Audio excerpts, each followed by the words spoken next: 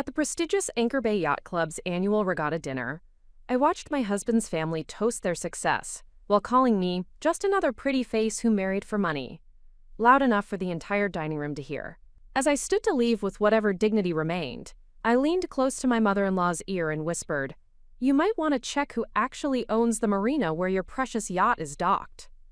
The color drained from her face as understanding began to dawn, but she had no idea that her family's humiliation was just the beginning. Before we jump back in, tell us where you're tuning in from, and if this story touches you, make sure you're subscribed, because tomorrow, I've saved something extra special for you. The morning sun cast long shadows across the polished mahogany floors of my private office on the 32nd floor of the Maritime Commerce Building, where I had been conducting business for the past 8 years under a name my husband's family had never bothered to learn. Victoria Sterling Chen sat behind her executive desk, reviewing quarterly financial reports from Sterling Maritime Holdings, the company she had built from a single boat repair facility into the largest marina and maritime services operation on the eastern seaboard. My journey to this moment had begun 15 years earlier, when I was still Victoria Chen, a 22-year-old marine engineering graduate from MIT who had inherited her grandfather's struggling boat repair shop in what was then a deteriorating waterfront district. The facility consisted of 3 aging dry docks, a small office building with a leaking roof, and equipment that belonged in a maritime museum rather than a functioning business. My grandfather, Chen Wei-ming, had immigrated from Taiwan in 1963, with nothing but maritime expertise learned in the shipyards of Kaohsiung, and an unshakable belief that hard work could overcome any obstacle. He had built Chen Marine Services from absolute poverty, operating out of a converted warehouse and sleeping on a cot in his office until the business generated enough revenue to rent a small apartment nearby. Growing up, I had spent every summer working alongside my grandfather, learning to diagnose engine problems by sound, understanding the intricacies of hull design, and absorbing his philosophy that excellence in service would eventually attract success. While other children attended summer camps or vacationed with their families, I was covered in engine grease, learning to operate heavy machinery, and developing an intuitive understanding of maritime engineering that would later prove invaluable. When my grandfather passed away during my senior year at MIT, he left me the business along with a handwritten letter that I still kept framed in my office. The letter, written in his careful English mixed with Chinese characters, contained advice that had guided every major decision I had made since. "Victoria, success comes not from what others give you, but from what you build with your own hands and mind. Never let anyone make you smaller than your capabilities. The ocean does not care about your gender or your background. It respects only competence and preparation." The inheritance had come at a crucial moment in my career planning. My MIT classmates were accepting positions with major engineering firms, aerospace companies, and technology corporations that offered impressive starting salaries and clear advancement paths. The practical choice would have been to sell my grandfather's struggling business and pursue conventional career opportunities that matched my educational credentials. Instead, I made the decision that would define the next 15 years of my life. I declined job offers from Boeing, General Electric, and Raytheon to move back to the waterfront district and transform my grandfather's repair shop into something unprecedented in the regional maritime industry. The first year was a masterclass in humility and determination. I worked 16-hour days, learning aspects of business management that MIT had never covered. I studied accounting, marketing, regulatory compliance, and customer service, while simultaneously maintaining my technical responsibilities for boat repairs and engine overhauls. My initial business plan was ambitious, but carefully researched. The waterfront district was undergoing gentrification, with developers purchasing deteriorating industrial properties for conversion into luxury residential and commercial spaces. I recognized that this transformation would create demand for high-end marina services that could accommodate the expensive boats owned by wealthy professionals moving into waterfront condominiums and townhouses. However, implementing this vision required capital that I did not possess and expertise in areas that extended far beyond my engineering background. I needed to understand real estate development, luxury service management, and the social dynamics of affluent clients who expected sophisticated amenities along with technical competence.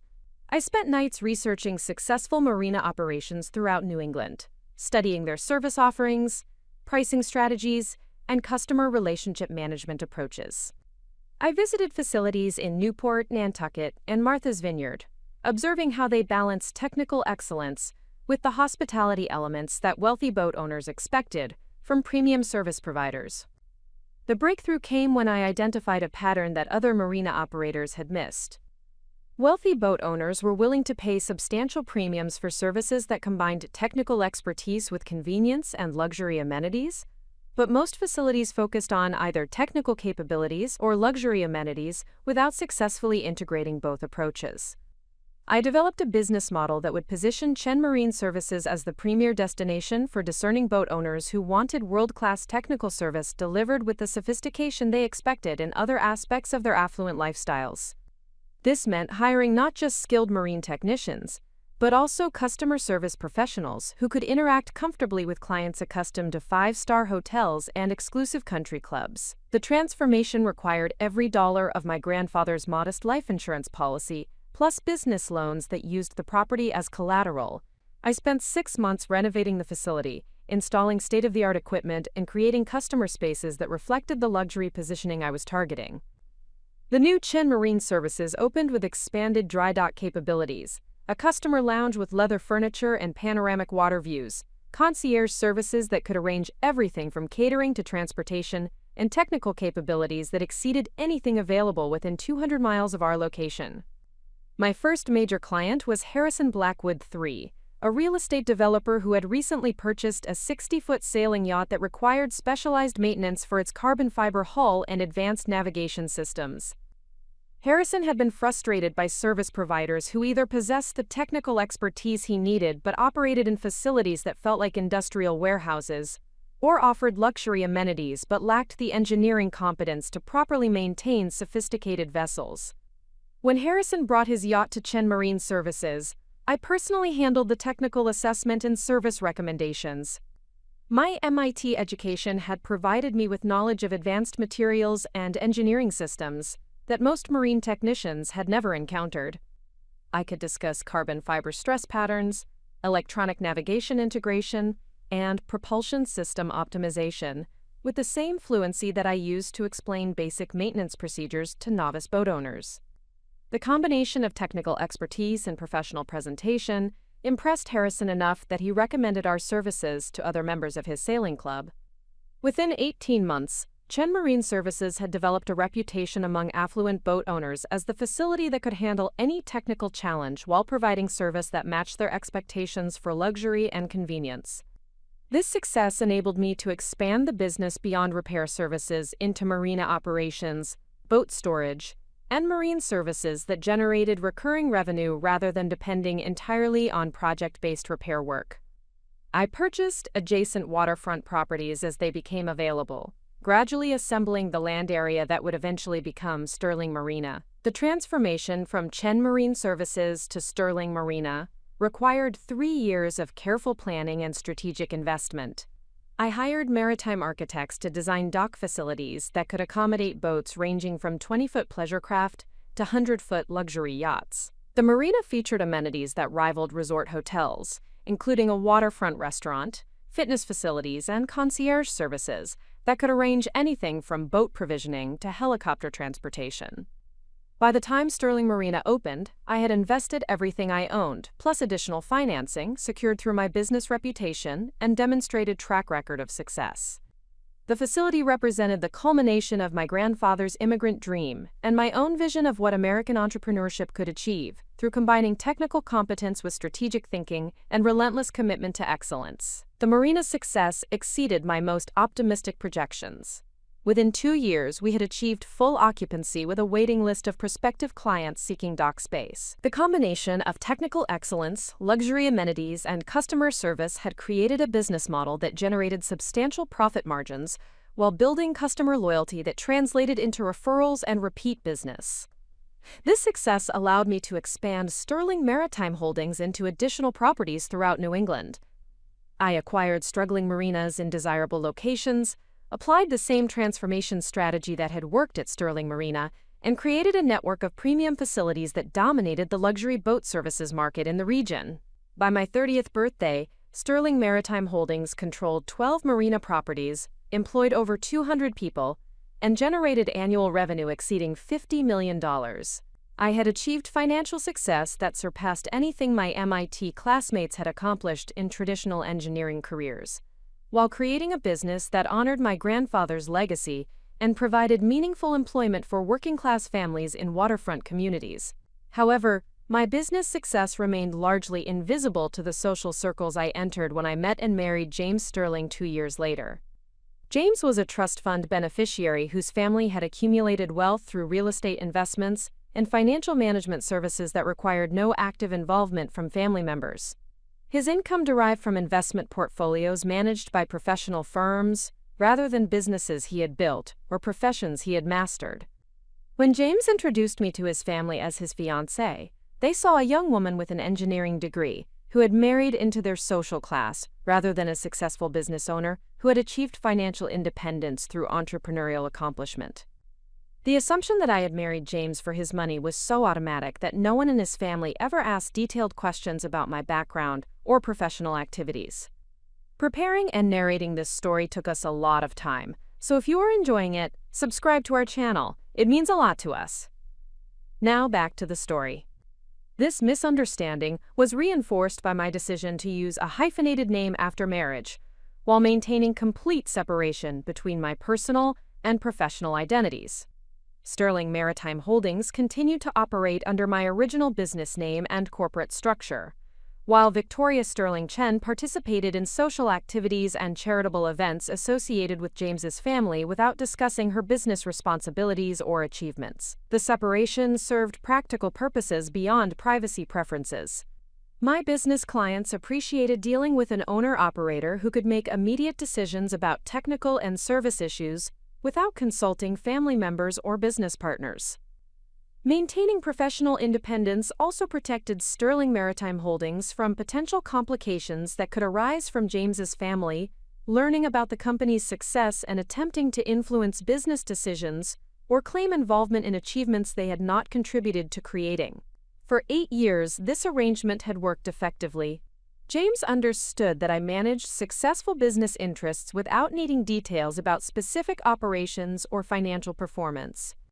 His family assumed that my professional activities were modest consulting work or charitable involvements that occupied my time without generating substantial income or requiring serious attention. The deception was not malicious, but rather a recognition that James's family measured worth through inherited wealth and social connections, rather than entrepreneurial achievement or professional competence. They valued family pedigree and educational credentials from elite institutions above business success or technical expertise, particularly when those accomplishments belonged to women who had not been born into their social class. This morning, as I reviewed Sterling Maritime Holdings' quarterly report showing record profitability across all 12 properties, I reflected on the irony of my situation.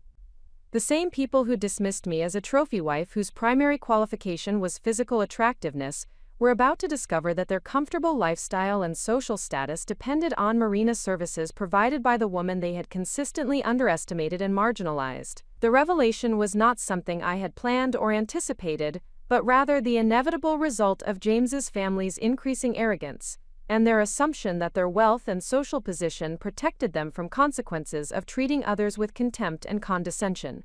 Tonight's regatta dinner at Anchor Bay Yacht Club would provide the perfect setting for this revelation, as the Sterling family yacht, along with boats owned by their closest friends and business associates, occupied premium dock spaces at Sterling Marina under long-term contracts that generated substantial revenue for my company while making their luxurious lifestyle possible.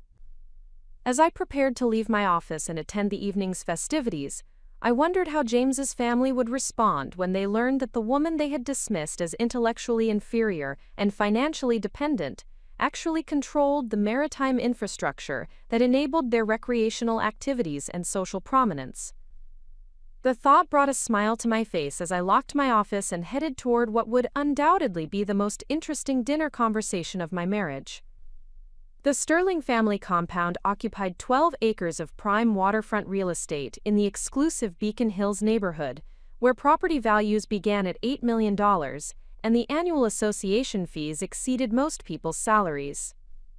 The main house, a Georgian colonial mansion built in 1923, commanded panoramic views of the harbor while serving as headquarters for a family whose wealth had been accumulating for 4 generations without requiring any member to demonstrate particular competence or ambition. James Sterling I Vth had inherited his position as family patriarch not through leadership ability or business acumen, but simply by surviving longer than his siblings and maintaining cordial relationships with the investment managers who controlled the family trusts. At 68, he possessed the comfortable confidence that comes from never having experienced financial uncertainty or professional failure, largely because he had never engaged in activities that involved meaningful risk or personal accountability. His wife, Margaret Whitmore Sterling, had married into the family 43 years earlier, after graduating from Vassar with a degree in art history that had never been applied to any productive purpose, beyond organizing charity galas and museum fundraising events. Margaret's primary accomplishments involved managing household staff, coordinating social events, and maintaining the family's reputation within social circles, where appearance and connections mattered more than achievement or character. Their eldest son, James Sterling V, had followed the predictable path of elite private schools, an Ivy League education that emphasized networking over learning, and a career in investment banking that leveraged family connections rather than analytical capabilities. At 42, James V managed a portfolio of inherited assets while pursuing recreational activities that reinforced his social status among other trust fund beneficiaries, who measured success through luxury consumption rather than productive contribution. My husband, James Sterling VI, represented the 4th generation of this comfortable mediocrity. At 38, he possessed sufficient charm and social graces to navigate elite social circles, while lacking the drive or vision that might have led to independent achievement. His income derived entirely from family trusts managed by professional firms, leaving him free to pursue interests in sailing, golf, and charitable board positions that required attendance at meetings but little actual responsibility. The Sterling family's wealth had originated with James Sterling I, who had demonstrated genuine entrepreneurial ability by building a successful textile manufacturing business during the industrial expansion of the early 20th century.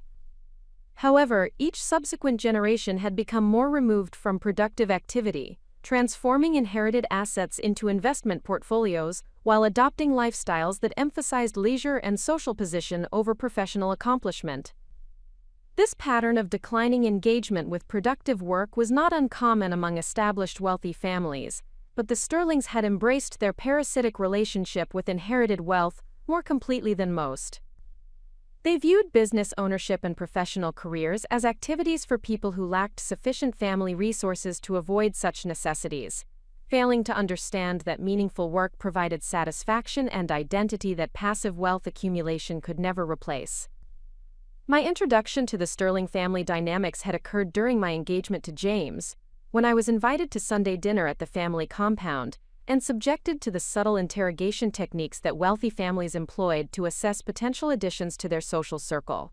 The questions were carefully designed to determine my background, my family's financial status, and most importantly, my motivations for marrying into their elevated social position. Margaret had conducted this examination with the skill of a prosecutor, asking seemingly innocent questions about my childhood, my parents, occupations, and my professional plans that were actually attempts to determine whether I represented a financial threat or social embarrassment to family reputation. The assumption underlying every inquiry was that any woman marrying James must be motivated primarily by access to sterling wealth and social status. When I mentioned my engineering degree from MIT, the family's reaction had been politely dismissive rather than impressed.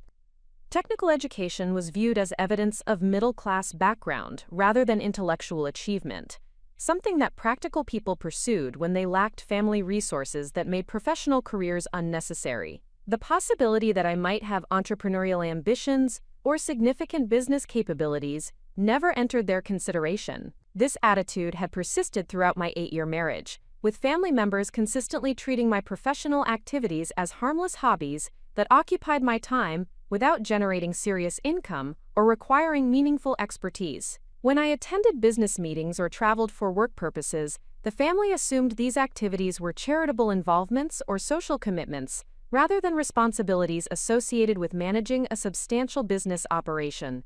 The Sterling family's blindness to my professional achievements was reinforced by their social circle, where wives were expected to contribute to family status through charitable work, cultural activities, and social connections, rather than independent business success. Women who pursued serious careers were viewed as either unfortunate individuals who lacked sufficient family resources to avoid such necessities, or ambitious climbers who sought professional recognition to compensate for modest backgrounds. This environment had made it relatively easy to maintain separation between my identity as Victoria Sterling Chen, wife of a trust fund beneficiary, and my role as the owner and chief executive of Sterling Maritime Holdings. The Sterling family's lack of curiosity about business operations that did not directly affect their investment portfolios meant that they never asked detailed questions about my professional activities or attempted to understand the scope and success of my maritime business empire. The irony of this situation was that the Sterling family's recreational lifestyle depended extensively on services provided by my company, without their recognition of this relationship. The family yacht, a 75-foot sailing vessel named Sterling Legacy, occupied a premium berth at Sterling Marina under a long-term contract that generated substantial annual revenue for my business. The boat's maintenance, storage, and concierge services were provided by my employees, using equipment that I had purchased and facilities that I had designed and constructed.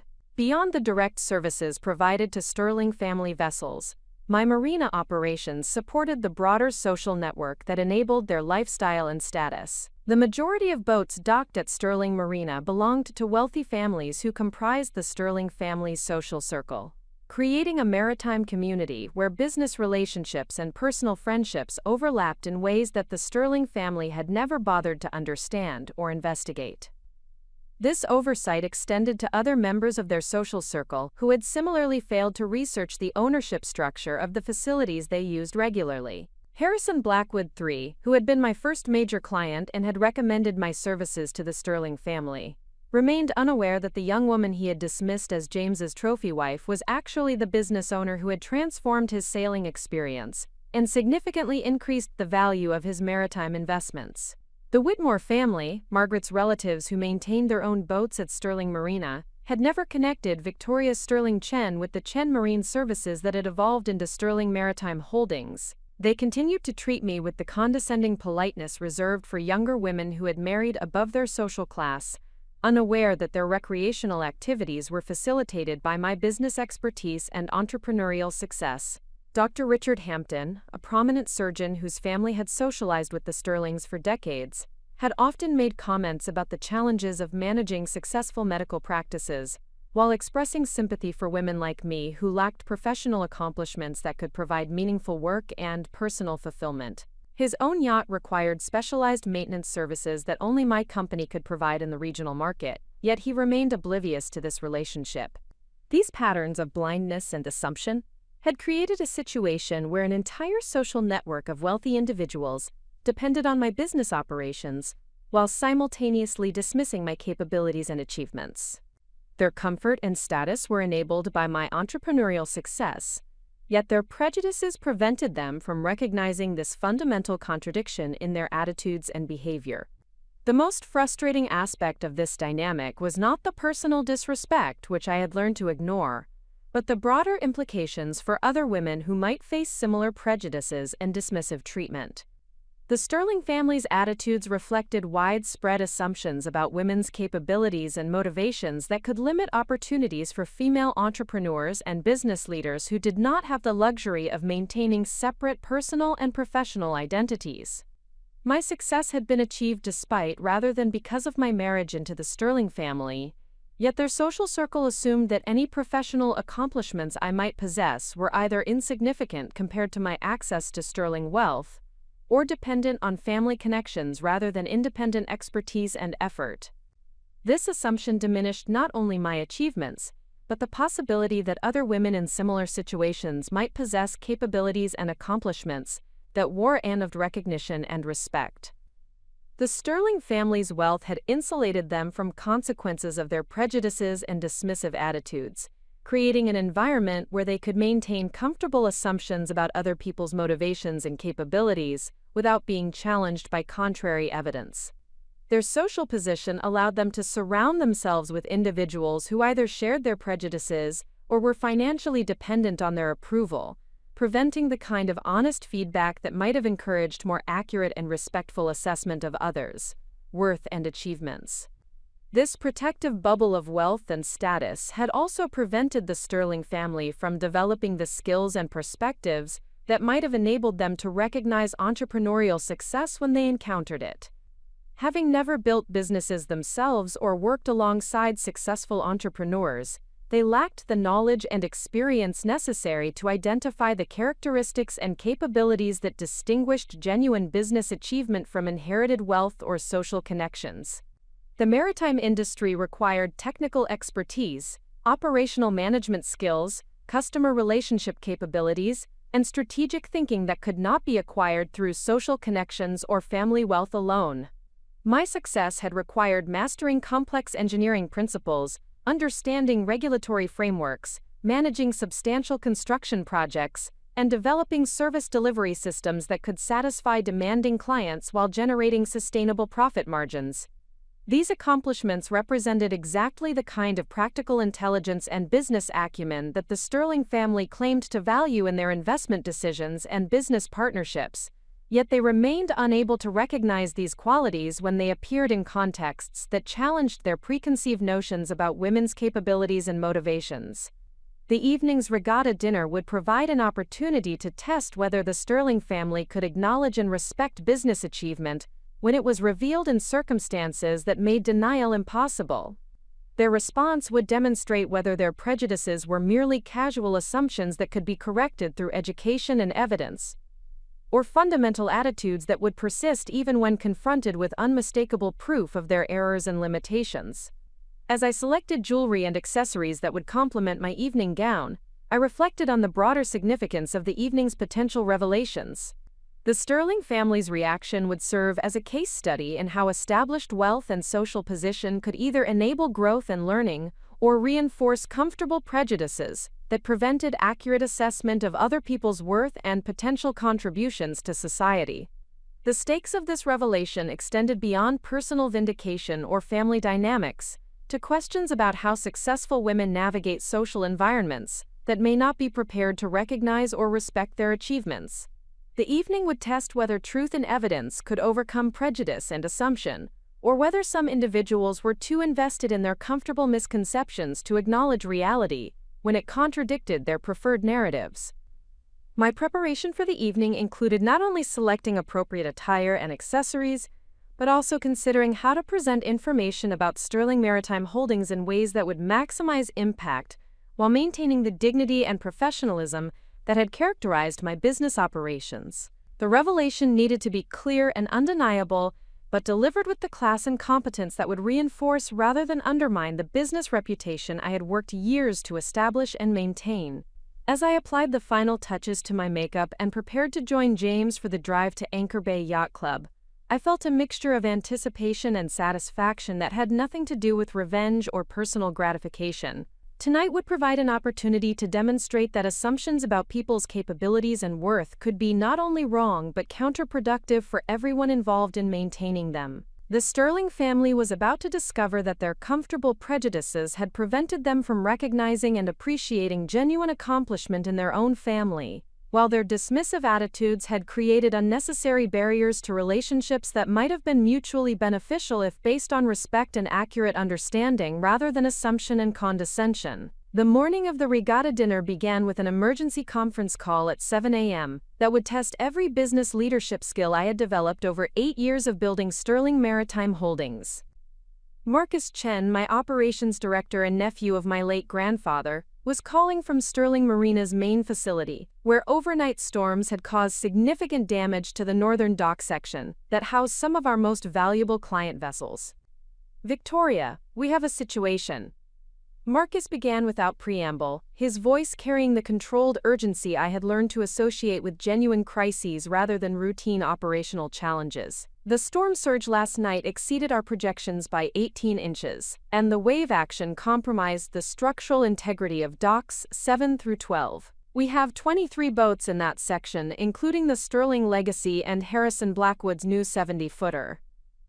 I closed my eyes and mentally calculated the financial and reputational implications of this crisis. The boats in the affected section represented over $40 million in client assets, while the dock infrastructure itself had cost nearly $2 million to construct and install just 3 years earlier. More critically, the timing of this emergency threatened to disrupt the regatta dinner, where many of our most important clients would be expecting to discuss their boats' condition and our facility's reliability. "What's the immediate assessment?" I asked, already moving toward my laptop to access the Marina's security camera system and weather monitoring equipment that provided real-time data about conditions at all Sterling Maritime Holdings facilities.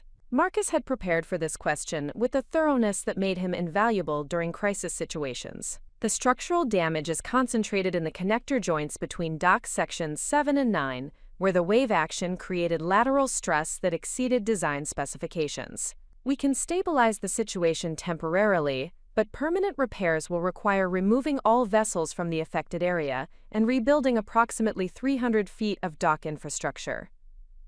This was precisely the type of crisis that separated competent marina operators from industry leaders. The technical challenges were significant, but solvable, while the customer service implications required sophisticated communication and relationship management strategies that could either strengthen or destroy client confidence in our capabilities and reliability. I had encountered similar situations during Sterling Maritime Holdings' early years, when unexpected equipment failures or severe weather events had threatened to undermine the business reputation we were working to establish. Each crisis had provided opportunities to demonstrate our commitment to client service, while developing operational procedures that prevented similar problems in the future. "How long for temporary stabilization?" I asked, simultaneously reviewing weather forecasts and assessing the availability of emergency equipment and personnel that would be required for immediate response efforts. 4 hours if we mobilize both emergency crews and bring in additional materials from the Gloucester facility," Marcus replied, referring to the comprehensive disaster response protocols we had developed after a similar crisis 3 years earlier, had taught us the importance of maintaining redundant equipment and cross-trained personnel at multiple locations. This response time would allow us to secure the affected vessels and restore basic dock functionality before afternoon activities at the yacht club would require clients to access their boats. However, the permanent repairs would take approximately 2 weeks and cost an estimated $300,000 that had not been budgeted for this quarter. More immediately, the crisis required delicate communication with affected clients who would need to understand the situation while maintaining confidence in our ability to protect their valuable vessels and restore full service capability. These conversations would need to balance transparency about the challenges we faced with reassurance about our professional competence and commitment to client satisfaction. "Begin stabilization immediately," I instructed, already developing a communication strategy that would address client concerns while demonstrating the crisis management capabilities that distinguish Sterling Maritime Holdings from competitors who might handle similar situations less professionally.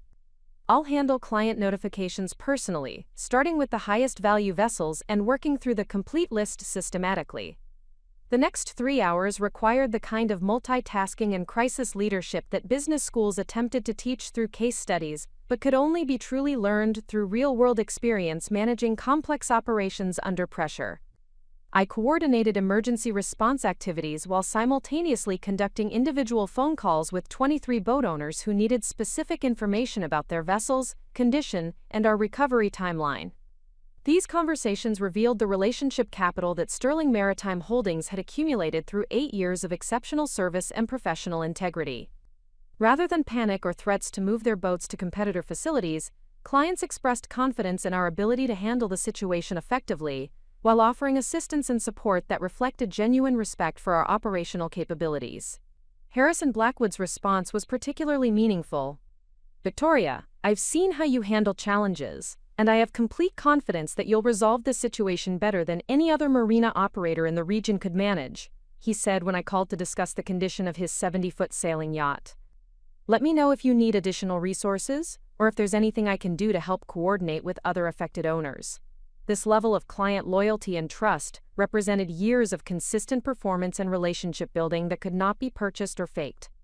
It reflected the business philosophy my grandfather had instilled during my childhood summers working in his repair shop. technical competence and professional integrity would eventually create customer relationships that could survive temporary setbacks and occasional crises. By noon, the emergency stabilization was complete.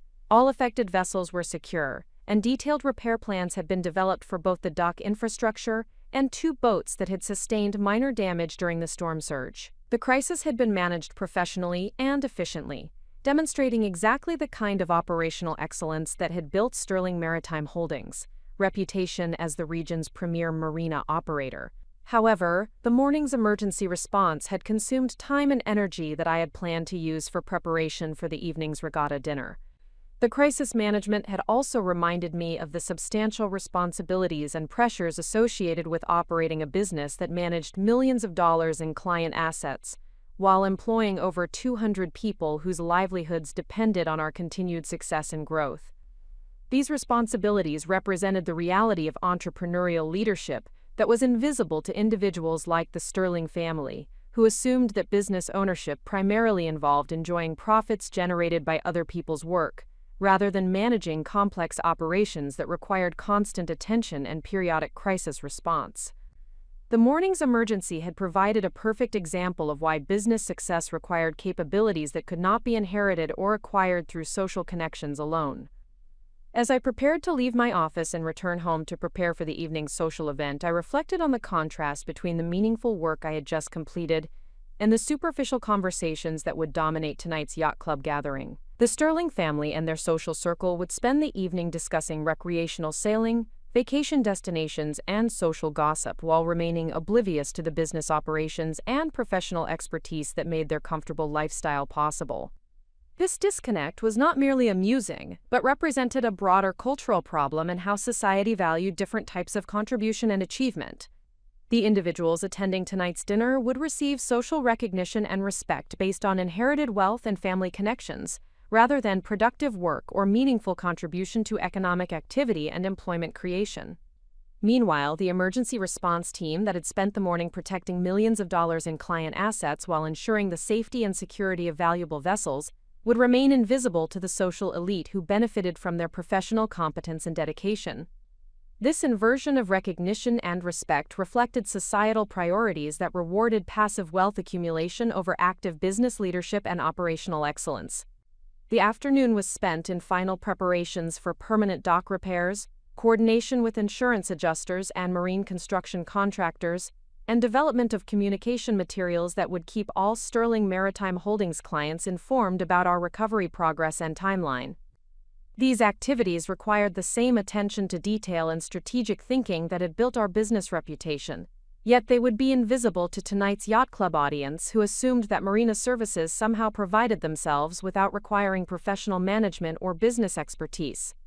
At 4 p.m., I finally left the office and returned home to prepare for an evening that would serve multiple purposes beyond social obligation.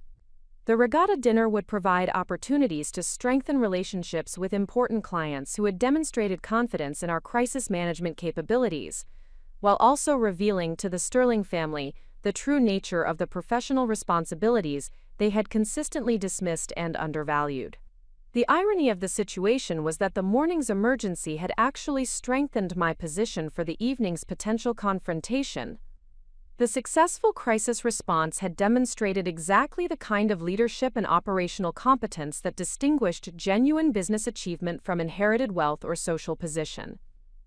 Any revelation about Sterling Maritime Holdings ownership would now be reinforced by concrete evidence of professional capabilities that could not be dismissed or minimized. As I selected attire for the evening that would convey both social appropriateness and professional authority, I considered how the day's events had prepared me for whatever conflicts might emerge at the yacht club. The morning had reminded me of my actual accomplishments and responsibilities, providing confidence that was based on demonstrated competence rather than social position or family connections.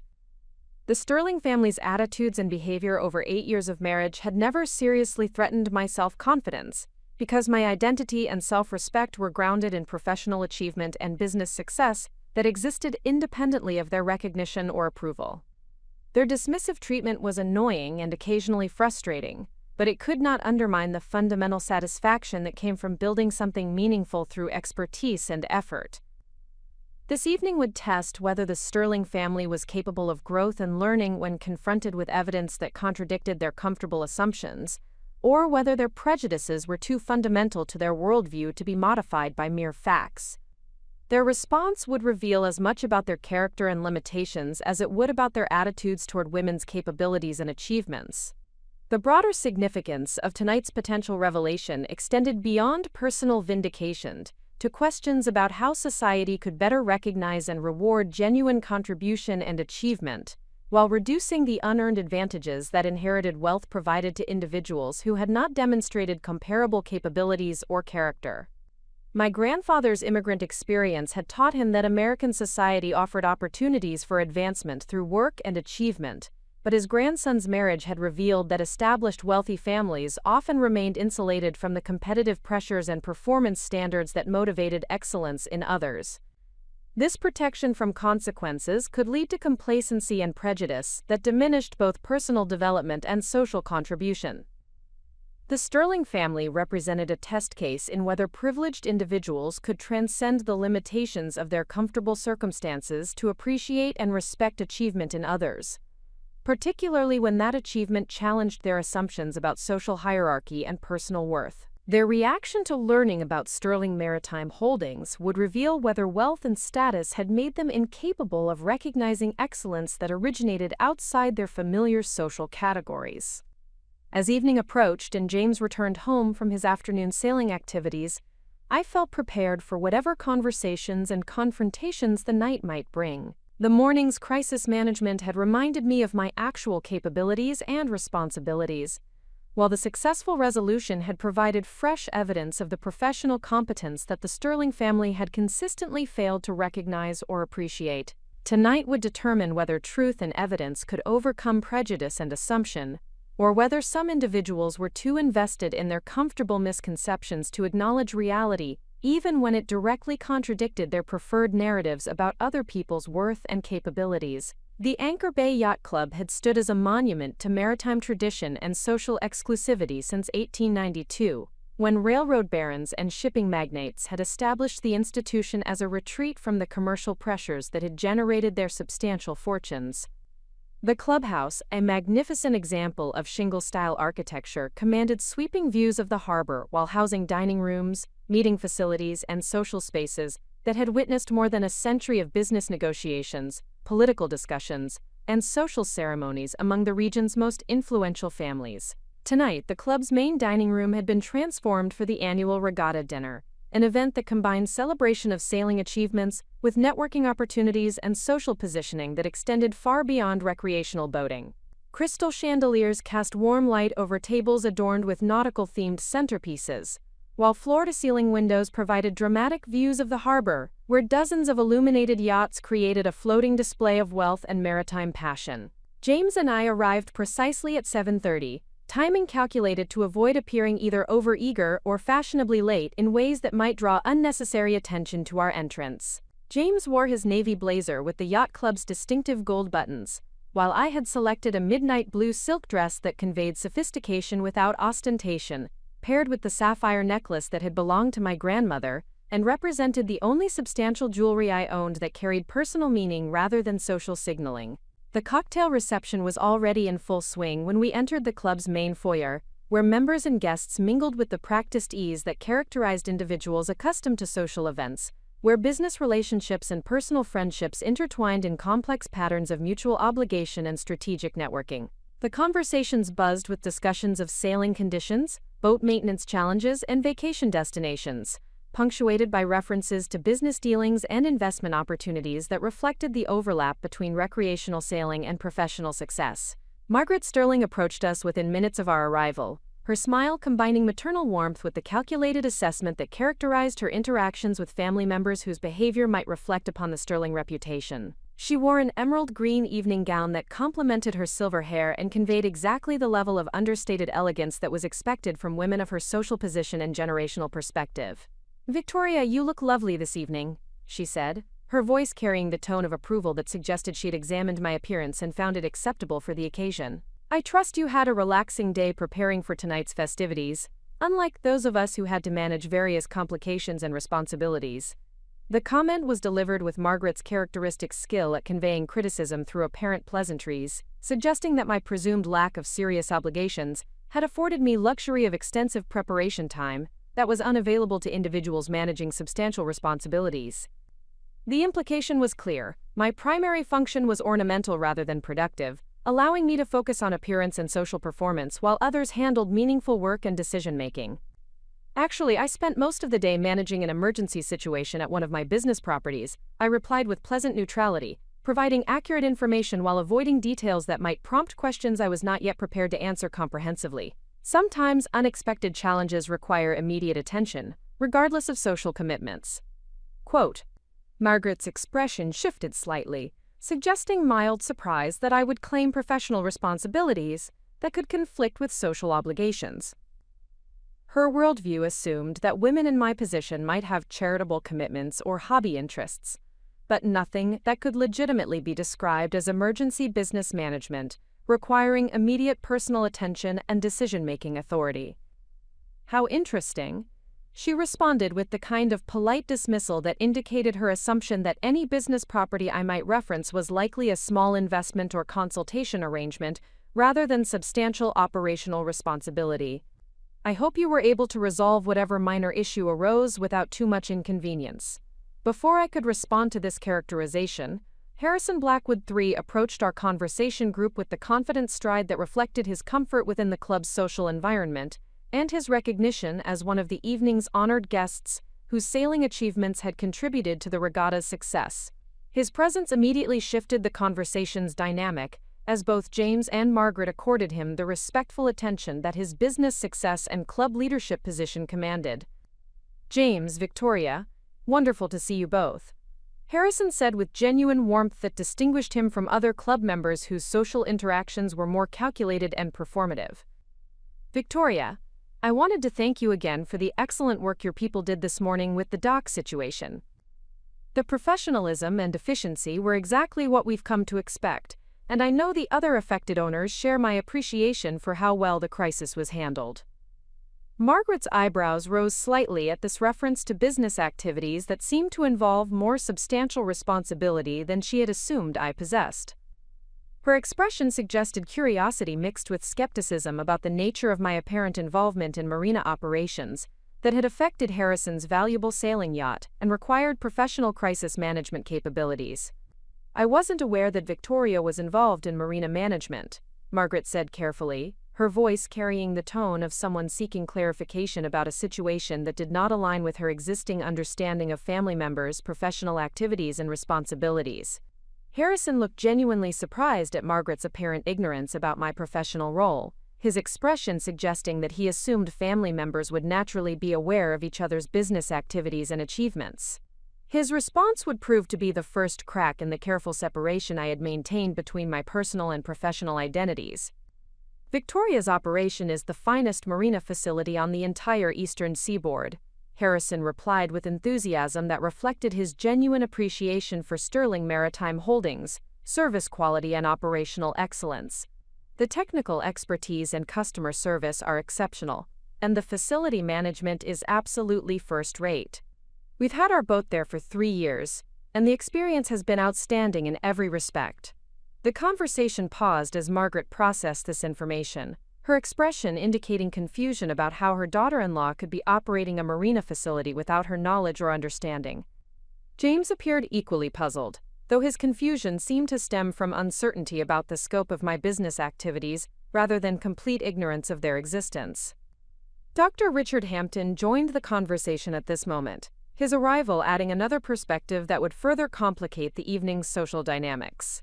Richard had known the Sterling family for decades and maintained his own yacht at Sterling Marina, though he had never connected the facility's ownership with my identity as James's wife and Margaret's daughter-in-law.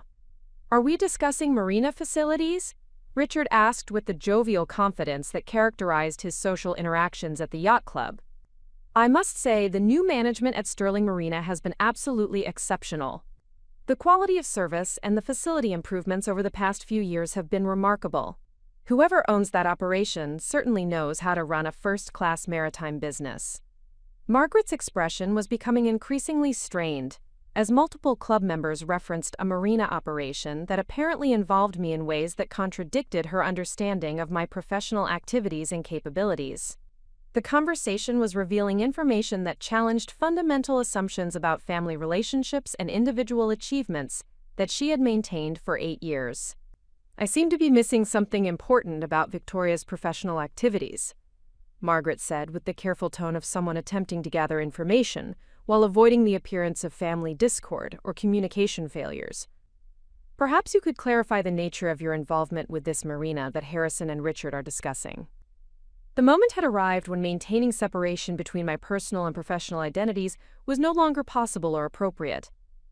The evening's social dynamics had created a situation where direct questions demanded honest answers that would either reveal the truth about Sterling Maritime Holdings, ownership, or require deceptive responses that would compromise my personal integrity and professional reputation.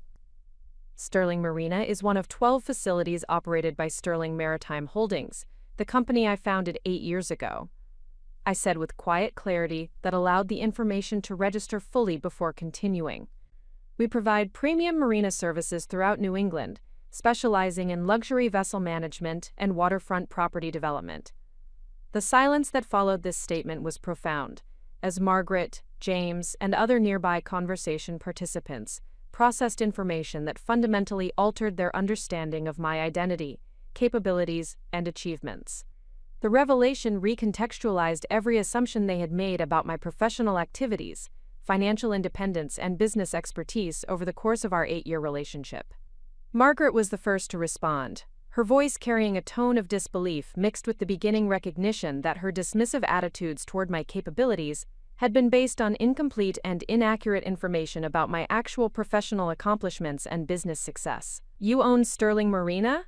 she asked, her question indicating that she was beginning to understand the implications of this revelation for her family's relationship with the facility that housed their yacht and provided services they had always assumed were managed by unknown business entities rather than family members.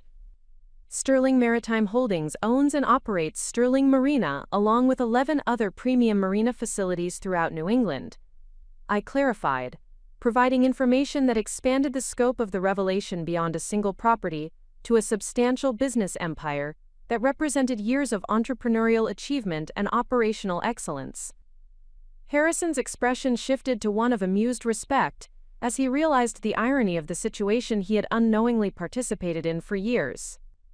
"You mean to tell me that I've been recommending your services to other club members without realizing that you were James's wife?" he asked with a laugh that reflected appreciation for the elegant way I had managed the intersection of personal and professional relationships. The conversation was attracting attention from other club members who sensed that something significant was being revealed within their social circle. Charles Whitmore, Margaret's brother, approached with curiosity about the discussion that seemed to be generating unusual interest and emotional reactions among participants. "What's all the excitement about?" Charles asked with the casual confidence of someone accustomed to being included in important conversations and social developments within the club's membership. "We're just learning that Victoria owns the marina where most of our boats are docked," Richard explained with amusement that reflected his appreciation for the surprise revelation. "It appears that we've been praising the exceptional service without realizing we were complimenting a family member."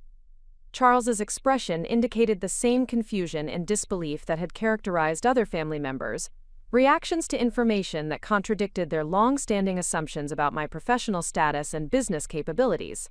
His response would contribute to the growing realization that the Sterling family's understanding of my identity and achievements had been fundamentally incomplete and inaccurate. The revelation was spreading through the cocktail reception as club members shared information about the surprising connection between Victoria Sterling Chen and the marina operation that served many of their vessels. The news created a buzz of conversation that reflected genuine interest in the business success that had been hidden within their social circle for years. James had remained largely silent during these revelations, his expression suggesting internal processing of information that required significant adjustment to his understanding of our marriage and my independent professional identity. His reaction would prove crucial for determining how the family would respond to learning about achievements that they had never recognized or acknowledged. The evening was transforming from a routine social event into a moment of truth that would test whether the Sterling family could acknowledge and respect business achievement when it originated from sources they had not expected or previously recognized. Their response would reveal essential information about their character, values, and capacity for growth and learning when confronted with evidence that challenged comfortable assumptions and prejudices. As the cocktail reception continued, I found myself at the center of conversations that had shifted from polite social pleasantries to genuine discussions of business operations, entrepreneurial achievement, and professional expertise that commanded respect from individuals who had previously dismissed my capabilities and contributions. The transformation was both satisfying and challenging, as it required navigating complex social dynamics while maintaining the professional dignity and personal integrity that had characterized my business operations and family relationships throughout 8 years of careful balance between competing identities and obligations. The formal dinner service commenced at 8:30, with club members and their guests taking assigned seats at tables arranged to optimize both harbor views and social interaction among individuals whose business relationships and personal friendships created a complex network of mutual interests and obligations. The Sterling family had been seated at the captain's table, a position of honor that reflected their long-standing membership and substantial financial contributions to club operations and sailing programs. I found myself positioned between James and Dr. Patricia Caldwell, a prominent maritime attorney whose legal practice specialized in admiralty law and yacht registration issues that affected many club members. Patricia had built her reputation through meticulous attention to regulatory compliance and contractual negotiations that protected her clients' substantial maritime investments, while ensuring proper legal documentation for complex ownership structures and commercial arrangements. The conversation during the first course centered on sailing conditions and regatta results, with participants sharing observations about wind patterns, racing strategies, and vessel performance that demonstrated the technical expertise that distinguished serious sailors from casual recreational boaters. These discussions revealed the depth of maritime knowledge that club members possessed, reflecting years of experience and substantial investment in understanding sailing techniques and boat handling capabilities. Margaret Sterling dominated much of the early conversation, sharing observations about sailing competition and club activities with the authoritative tone that reflected her decades of involvement in yacht club social functions and maritime community leadership. Her commentary demonstrated familiarity with racing protocols, sailing traditions, and club history that established her credibility within the group while reinforcing her position as a respected voice in maritime social circles. However, the dynamic shifted significantly when Patricia Caldwell turned her attention to recent developments in marina operations and maritime business management that had attracted her professional interest as an attorney representing boat owners and maritime service providers. "I've been following the expansion of Sterling Maritime Holdings with considerable interest," Patricia began, her voice carrying the analytical tone that characterized her approach to legal and business matters. "The company has achieved remarkable growth while maintaining service quality that exceeds industry standards. The ownership structure and operational strategy represent innovative approaches to maritime business development that could serve as models for other regional operators." Margaret's expression indicated polite interest mixed with curiosity about why Patricia would assume that anyone at the table possessed detailed knowledge about a maritime business operation that seemed peripheral to their immediate social circle and recreational interests. "Are you familiar with Sterling Maritime's operations?" Margaret asked, her question reflecting genuine uncertainty about why this topic had been introduced into their dinner conversation. Patricia appeared surprised by the question, her expression suggesting that she assumed the connection between Sterling Maritime Holdings and the Sterling family would be obvious to all table participants. Her response would prove to be a pivotal moment in the evening's unfolding revelation. "Well, certainly," Patricia replied with mild confusion about Margaret's apparent ignorance regarding a business relationship that she assumed was well established and openly acknowledged. "Victoria's company has become the premier marina operator in New England. The technical expertise and customer service excellence are exceptional, and the facility management sets industry standards for luxury maritime services." The silence that followed this statement was profound, as Margaret processed information that fundamentally altered her understanding of family relationships and individual achievements that she had maintained for 8 years. Her expression indicated the beginning recognition that her assumptions about my professional activities and business capabilities had been completely inaccurate. James appeared equally stunned, though his reaction seemed to reflect surprise about the scope and recognition of business activities that he had understood existed, but had never fully comprehended in terms of their significance within the maritime industry and business community. Charles Whitmore, who had been listening to the conversation with increasing attention, leaned forward with the expression of someone attempting to clarify information that seemed to contradict his existing understanding of family dynamics and professional relationships. Patricia, when you reference Victoria's company, are you indicating that she owns Sterling Maritime Holdings? Charles asked with careful precision that reflected his background in financial management and his experience evaluating business operations and ownership structures. Of course, Patricia responded with matter-of-fact confidence that indicated her assumption that this information was common knowledge among family members and close associates. Victoria founded the company 8 years ago and has built it into the most successful marina operation on the eastern seaboard. The business achievement is remarkable by any measure, particularly considering the competitive challenges and regulatory complexities involved in maritime service provision. Margaret's face had gone pale as the implications of this revelation became clear.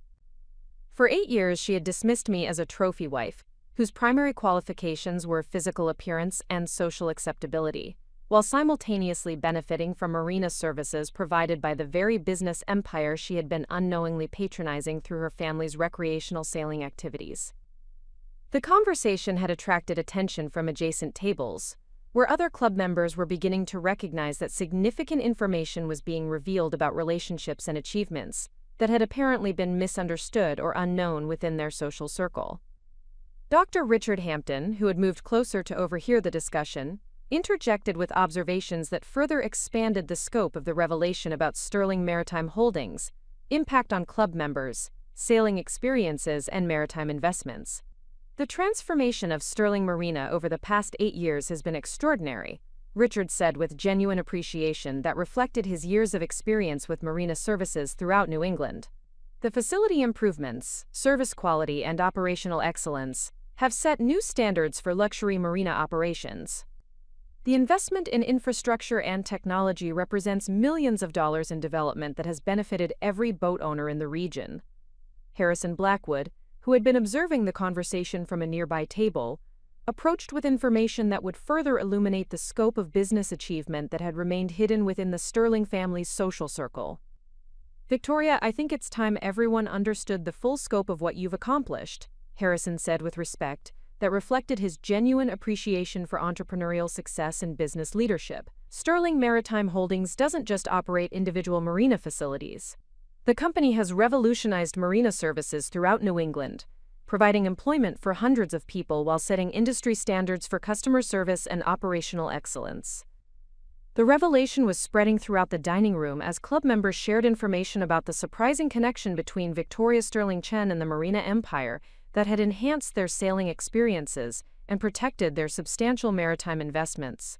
The news created conversations that reflected genuine admiration for business achievement that had been accomplished through expertise and determination, rather than inherited advantage or family connections. Margaret finally found her voice, though her words carried a tone of disbelief that indicated difficulty processing information that contradicted fundamental assumptions she had maintained for years. Victoria, why didn't you tell us about your business success? She asked, her question revealing the beginning recognition that her dismissive treatment had been based on incomplete and inaccurate information about my professional capabilities and achievements. The question provided an opportunity to address the broader issues that had shaped 8 years of family relationships, characterized by assumption and dismissal, rather than genuine curiosity about individual accomplishments and professional contributions. Margaret, you never asked. I replied with quiet dignity that acknowledged the truth of our relationship dynamic without expressing anger or resentment that might have been justified by years of condescending treatment and systematic dismissal. Your assumptions about my capabilities and motivations made it clear that my professional activities were viewed as insignificant compared to my role as James's wife and your daughter-in-law. The honesty of this response created an uncomfortable moment of recognition among family members who were being forced to confront their own behavior and attitudes toward achievements they had never bothered to investigate or acknowledge. James spoke for the first time since the revelations had begun, his voice carrying uncertainty mixed with what appeared to be genuine surprise about the extent of business success that had been achieved independently of family resources or connections. "Victoria, I knew you managed business interests, but I never realized the scope of what you had built," James said with apparent sincerity that suggested his ignorance had been genuine rather than deliberately dismissive. "Why didn't you share more details about Sterling Maritime Holdings?" This question revealed the complex dynamics that had shaped our marriage and family relationships, where assumptions and lack of curiosity had prevented the kind of communication that might have led to greater understanding and mutual respect. "James, you showed no interest in the details of my professional responsibilities." I responded with factual accuracy that avoided accusation while acknowledging the reality of our relationship patterns. "When I mentioned business meetings or work commitments, you treated them as social obligations rather than professional requirements. Your family's assumptions about my motivations and capabilities made it easier to maintain separation between my personal and professional identities." Dr. Caldwell, who had been observing this family dynamic with the analytical perspective of someone accustomed to evaluating complex relationships and institutional structures, offered observations that placed the evening's revelations in broader context. This situation illustrates how assumptions and stereotypes can prevent recognition of achievement and capability, Patricia said with professional insight that reflected her experience in legal practice and business analysis. "Victoria's accomplishments represent exactly the kind of entrepreneurial success that should be celebrated and recognized, yet family relationships and social expectations apparently prevented proper acknowledgement of her business leadership and industry impact." The conversation continued as other club members approached to congratulate me on business achievements they had not previously connected with my identity as a Sterling family member. These interactions revealed the genuine respect that my professional work had earned within the maritime community, contrasting sharply with the dismissive treatment I had received from individuals who had made assumptions based on social position rather than demonstrated competence. Captain William Morrison, the club's commodore and a retired Navy officer whose maritime expertise commanded universal respect among members, offered perspective that elevated the evening's discussion beyond personal family dynamics to broader questions about recognition and achievement. "Mrs. Sterling Chen, your company's contributions to maritime safety and service excellence have been recognized throughout the industry," Captain Morrison said with formal respect that reflected both his military background and his genuine appreciation for operational competence and professional integrity. "The Sterling Maritime Holdings operation represents best practices in facility management and customer service that other operators attempt to emulate." This recognition from the club's senior leadership created a moment of validation that transcended family approval or social acceptance. The respect was based on demonstrated competence and measurable achievement, rather than inherited position or social connections, representing the kind of recognition that could only be earned through excellence and sustained performance. The revelation had transformed the evening from a routine social event into a moment of truth that exposed the limitations of assumptions and stereotypes, while demonstrating how genuine achievement could command respect from qualified evaluators who understood the expertise and commitment required for business success. Margaret's response to these developments would prove crucial for determining whether the Sterling family could acknowledge and respect accomplishment when it challenged their preconceived notions about individual capabilities and motivations.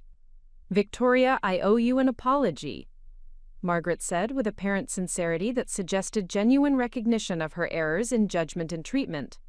"I made assumptions about your interests and capabilities that were clearly wrong.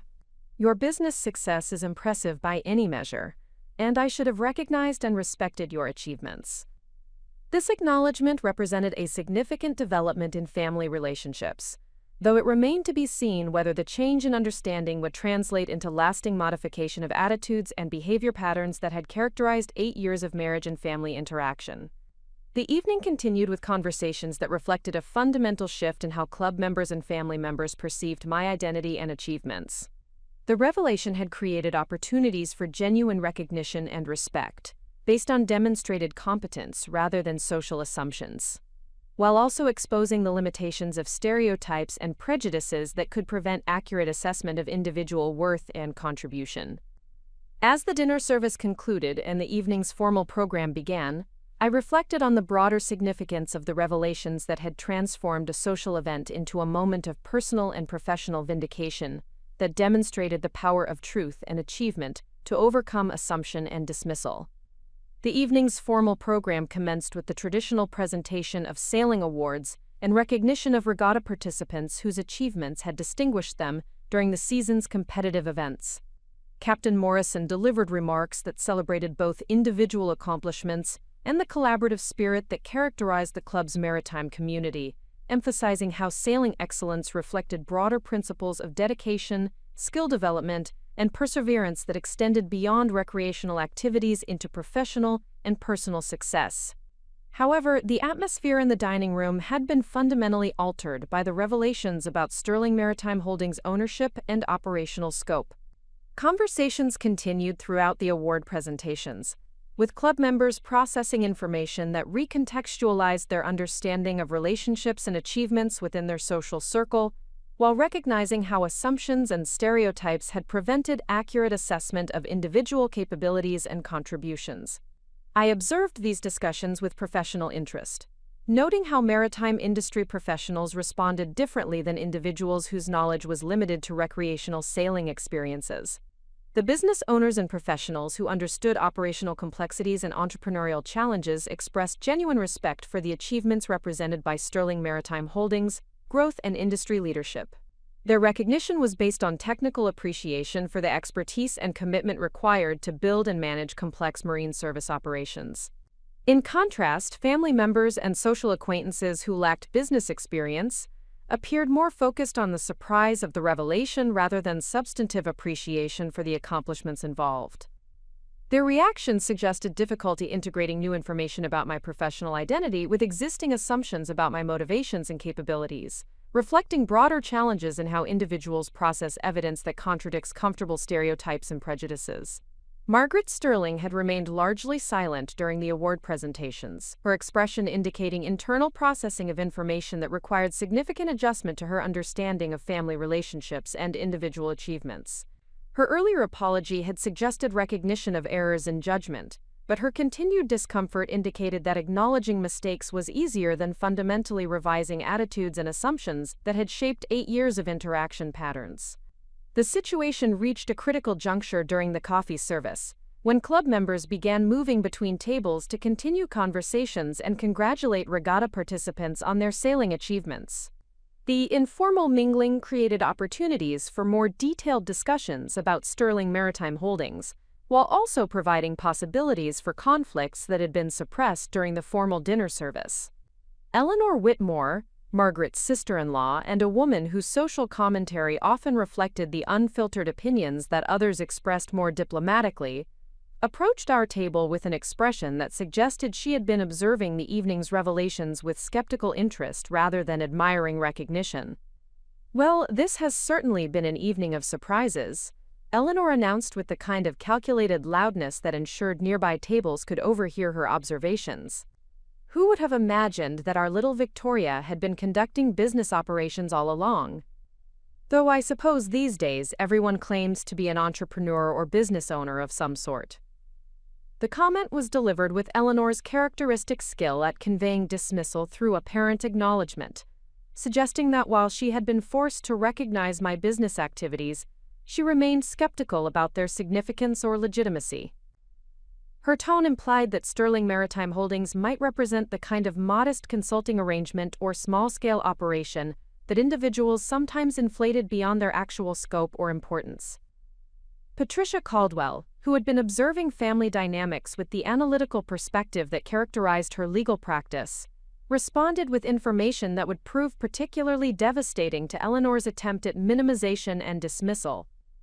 "Eleanor, I believe you may be underestimating the scope and significance of Victoria's achievements," Patricia said with professional authority that reflected her extensive knowledge of maritime business operations and industry standards. Sterling Maritime Holdings controls over $300 million in marina properties and marine service operations. The company employs more than 400 people, and generates annual revenue that exceeds many Fortune 500 companies. These are not modest consulting arrangements, but substantial business achievements that have transformed Marina services throughout New England. The precision and scale of these financial details created immediate impact among table participants who possessed sufficient business knowledge to understand the implications of revenue numbers and employment figures that Patricia had provided. The information established Sterling Maritime Holdings as a major regional enterprise, rather than the small-scale operation that Eleanor had attempted to suggest. Eleanor's expression shifted to one of defensive skepticism, suggesting that she remained reluctant to acknowledge achievements that contradicted her preferred narrative about family relationships and individual capabilities. Her response would reveal whether she possessed sufficient character to accept evidence that challenged comfortable assumptions. "Those are certainly impressive claims," Eleanor said with calculated doubt that implied questions about the accuracy of information Patricia had presented. "Though I suppose financial figures can be interpreted in various ways, depending on how one calculates revenue and asset valuations." Harrison Blackwood, who had been listening to this exchange with growing irritation at Eleanor's dismissive attitude, intervened with observations that would further establish the credibility and significance of Sterling Maritime Holdings' business achievements. "Eleanor, there's no interpretation required," Harrison said with firm authority that reflected both his business experience and his direct knowledge of marina operations through years of customer experience.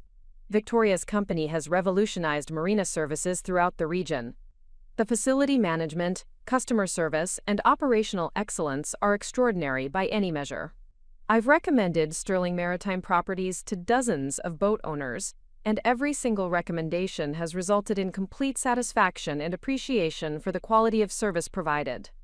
Dr. Richard Hampton added perspective that emphasized the broader industry recognition that Sterling Maritime Holdings had achieved through consistent performance and innovation in marina management and marine services.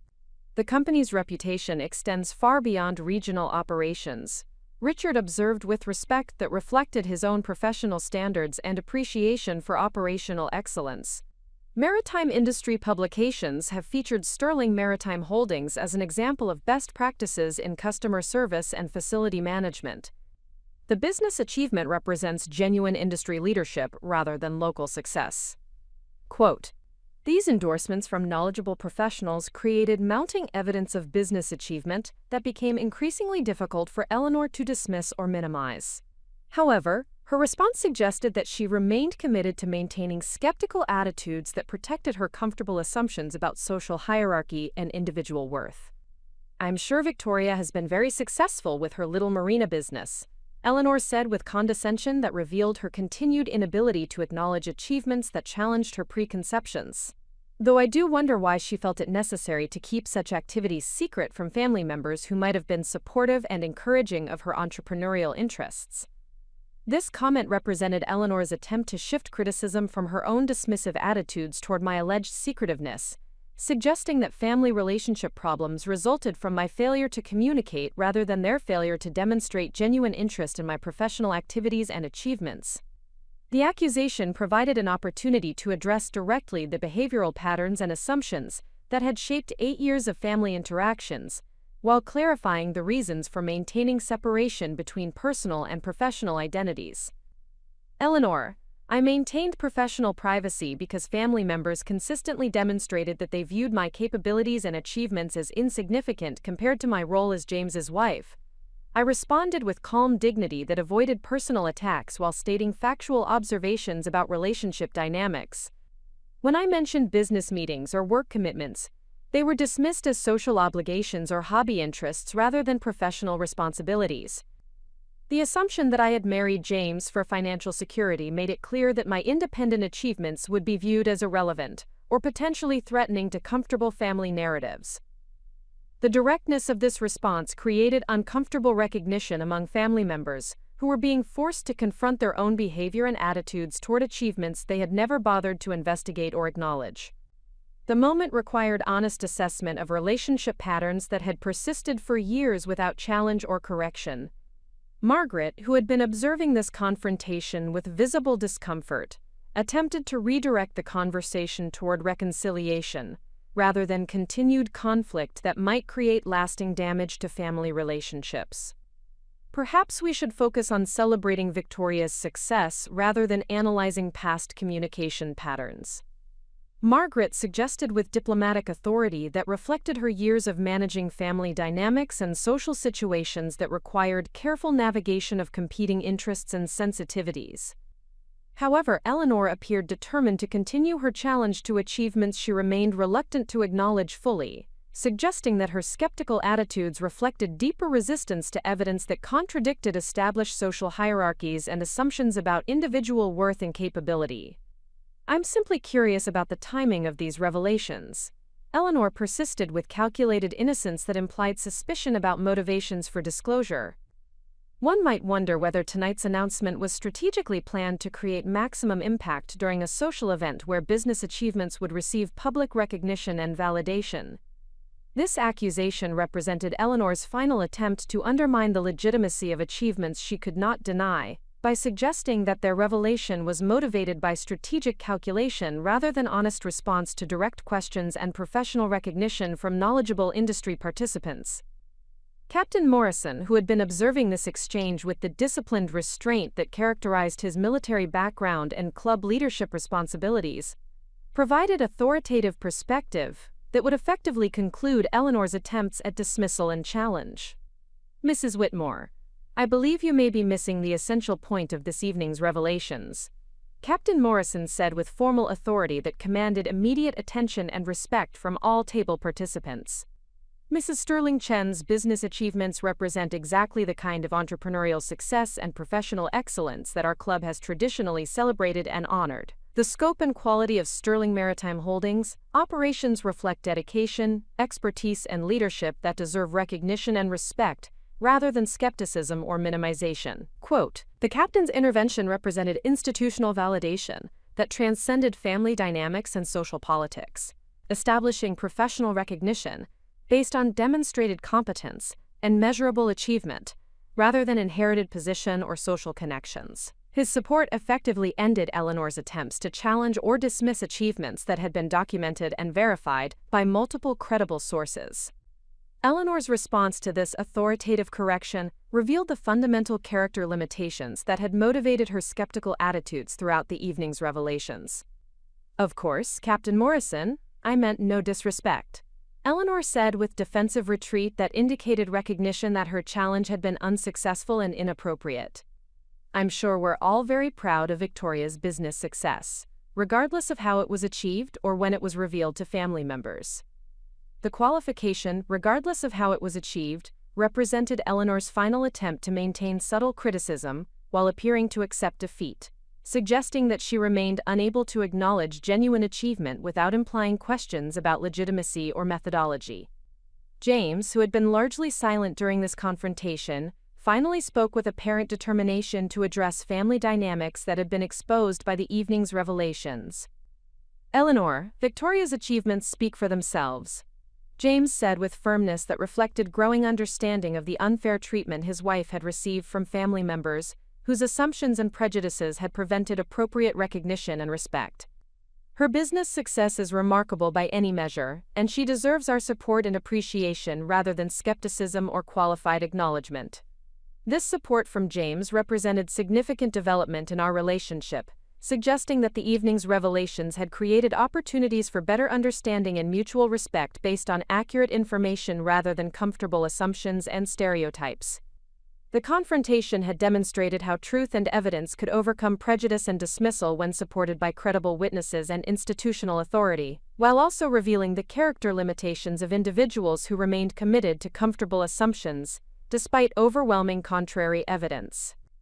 As the evening's formal activities concluded and club members began preparing to depart, I reflected on how the confrontation had clarified fundamental differences between individuals who could acknowledge and respect achievement when it challenged their assumptions, and those whose prejudices were too fundamental to their worldview to be modified by mere facts and evidence. The evening had provided validation that transcended family approval or social acceptance, establishing professional recognition based on demonstrated competence and industry leadership that could not be dismissed or minimized by individuals whose opinions were based on assumption rather than knowledge and experience. The drive home from Anchor Bay Yacht Club unfolded in contemplative silence as James and I processed the evening's revelations and their implications for our marriage, family relationships, and future interactions within the Sterling family's social circle. The dramatic shift in family dynamics had created opportunities for enhanced understanding and mutual respect, while simultaneously exposing fundamental differences in values and character that would require careful navigation to preserve family harmony and personal integrity. James broke the silence as we approached our Beacon Hills neighborhood, his voice carrying a tone of genuine curiosity that represented a significant departure from the casual disinterest he had previously shown toward my professional activities and business responsibilities. "Victoria, I need to understand something that's been bothering me since the dinner conversation." James began with apparent thoughtfulness that suggested serious reflection about the evening's revelations. "If Sterling Maritime Holdings generates the kind of revenue that Patricia mentioned, why have we maintained separate financial arrangements throughout our marriage? Your business success clearly exceeds my trust fund income, yet we've operated under assumptions about financial contribution that were completely inaccurate." This question addressed fundamental aspects of our relationship structure that had been based on assumptions about financial capability and independence that the evening's revelations had proven entirely incorrect. The inquiry provided an opportunity to discuss broader issues of financial autonomy, professional identity, and marriage dynamics that had been shaped by stereotypes and incomplete information rather than honest communication and mutual understanding. "James, I maintained financial independence because I never wanted there to be questions about my motivations for marriage or concerns about access to Sterling family assets. I responded with the directness that the evening's revelations had made both possible and necessary. Your family's assumptions about my background and financial status made it clear that they viewed me as someone seeking economic security through marriage, rather than an individual capable of achieving independent financial success." The explanation revealed how family attitudes and social expectations had influenced fundamental decisions about marriage structure and financial arrangements that had persisted throughout 8 years of relationship without ever being directly addressed or reconsidered based on changed circumstances or improved understanding. James appeared to process this information with growing awareness of how family prejudices and assumptions had affected relationship dynamics and personal decisions in ways that neither of us had fully recognized or addressed during our marriage. His response would indicate whether the evening's revelations had created genuine opportunities for improved understanding and modified relationship patterns. "You're saying that you kept your business success private to protect yourself from accusations that you had married me for money, even though your income actually exceeded mine significantly," James said with what appeared to be developing recognition of the irony and complexity of the situation we had navigated throughout our marriage. "Precisely," I confirmed, appreciating his apparent effort to understand motivations and concerns that had shaped decisions about professional privacy and financial independence that had characterized our relationship from its beginning. Maintaining separation between my personal and professional identities prevented conflicts that might have arisen if your family had known about Sterling Maritime Holdings' success and profitability. The conversation continued as we entered our home, where the familiar environment provided a more comfortable setting for addressing complex personal and professional issues that the evening's revelations had brought into focus. The transformation from public social event to private marriage discussion allowed for more honest and detailed exploration of relationship dynamics and future possibilities.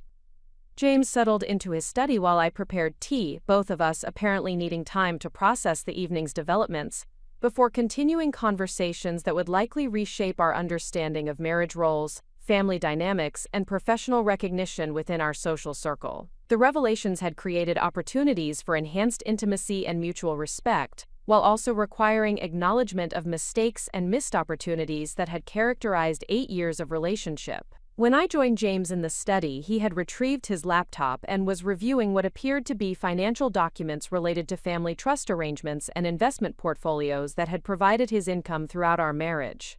His expression suggested that he was attempting to compare his family's financial resources with the business achievements that Sterling Maritime Holdings represented. "Victoria, I've been looking at trust fund distributions and investment performance over the past 8 years, James said with apparent seriousness that indicated genuine engagement with financial analysis and comparative assessment of income sources. If the revenue figures Patricia cited are accurate, your business success has significantly exceeded the Sterling family's passive investment returns. You've achieved financial independence that surpasses inherited wealth through entrepreneurial activity and business management. This recognition represented exactly the kind of acknowledgement that had been missing from our relationship and family dynamics throughout 8 years of marriage. The comparison of earned income versus inherited assets revealed fundamental differences in financial achievement and professional capability that the Sterling family had been unable or unwilling to recognize due to their prejudices and assumptions about individual worth and motivation. The business required substantial personal investment and professional risk that passive wealth management doesn't involve, I explained, providing context that distinguished entrepreneurial achievement from investment returns that required no active contribution or specialized expertise. Building Sterling Maritime Holdings demanded technical knowledge, operational management skills, customer relationship capabilities, and strategic planning that couldn't be acquired through family connections or inherited resources. James appeared to appreciate these distinctions between earned success and inherited advantage, suggesting that the evening's revelations had created opportunities for him to understand and respect types of achievement that his family background had not prepared him to recognize or value appropriately. "I'm beginning to understand why you maintained professional privacy," James said with apparent sincerity that reflected growing awareness of how family attitudes had influenced relationship dynamics and personal decisions throughout our marriage. "My family's assumptions about women's capabilities and motivations would have made it difficult for you to receive appropriate recognition for business achievements that clearly deserved respect and acknowledgement." The acknowledgement represented significant progress in understanding relationship issues that had persisted without resolution throughout our marriage. James's apparent willingness to recognize family prejudices and their impact on our relationship suggested possibilities for improved communication and mutual respect based on accurate information rather than comfortable assumptions. However, the conversation also revealed broader questions about how the evening's revelations would affect our future relationship with the Sterling family and their social circle, where attitudes about women's capabilities and appropriate roles might not change as readily as individual recognition within our marriage. "James, tonight's revelations will likely create ongoing challenges within your family and social circle," I observed, addressing practical concerns about future family interactions and social dynamics that would be affected by changed understanding of my professional identity and business achievements. Some family members may be able to acknowledge and respect business success that challenges their assumptions, while others may remain committed to comfortable prejudices, despite overwhelming contrary evidence.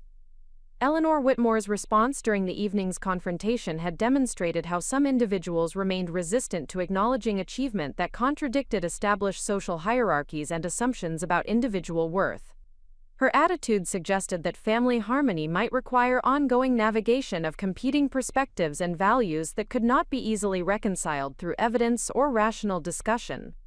James considered this observation with apparent seriousness, suggesting that he recognized the complexity of family dynamics and social expectations that would continue to influence our relationship and interactions within established social circles. "You're right that not everyone will be able to acknowledge your achievements appropriately." James agreed with what appeared to be realistic assessment of family character and limitations. "But perhaps it's time for our family to confront prejudices and assumptions that have prevented us from recognizing and respecting genuine accomplishment when it challenges comfortable stereotypes." This perspective indicated significant maturation in James's understanding of family dynamics and social responsibility that extended beyond personal relationship issues to broader questions about how privileged individuals could contribute to more accurate and respectful assessment of individual worth and capability.